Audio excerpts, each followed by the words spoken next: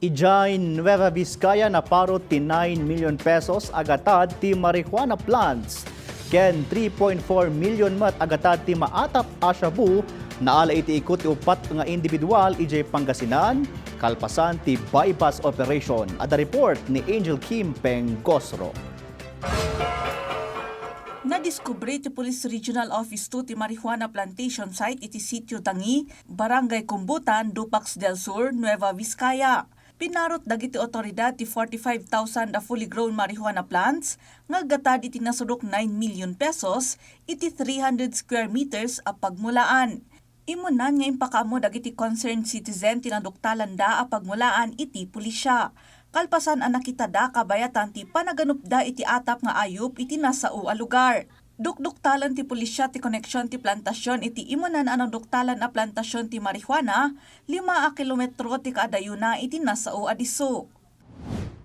Medyo lumalakas kasi yung amoy ng marijuana pag nainitan, especially pag medyo mature na kasi yung halaman. So may nakaamoy ng medyo kakaiba and nireport naman nila dito sa PNP. Kaya nag-follow up tayo ng follow-up na investigation at validation. At napag-alaman nga na positive nga po talaga na may halaman na itatanim po dito sa...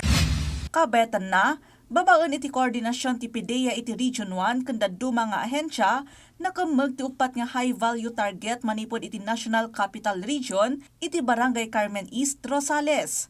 Kalpasan ti high-stakes by bust operation.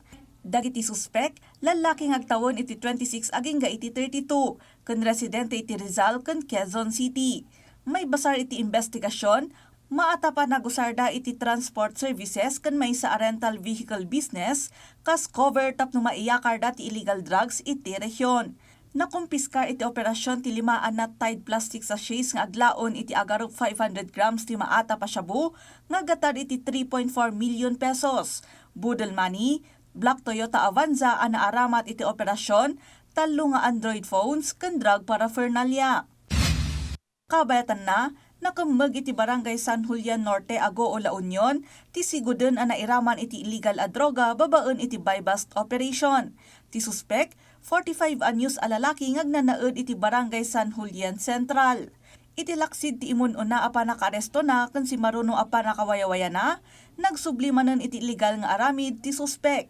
Na-recover iti ikot ti suspek ti may sa plastic sachet ang mapapati a shabu. Ngagdagsen iti agarup 2 gramo nga gatad iti nasurok 13,000 pesos. By bust money, nausar ang mobile phone, kan may sa black Honda TMX motorcycle ang naaramat bayat ti transaksyon. Adaytan iti kustodiya ti PDEA dagiti suspek. Itinaga ni Dayan Monica Tukay, Anjel Kim Pengosro, para iti Pambansang TV, iti Baro, a Pilipinas.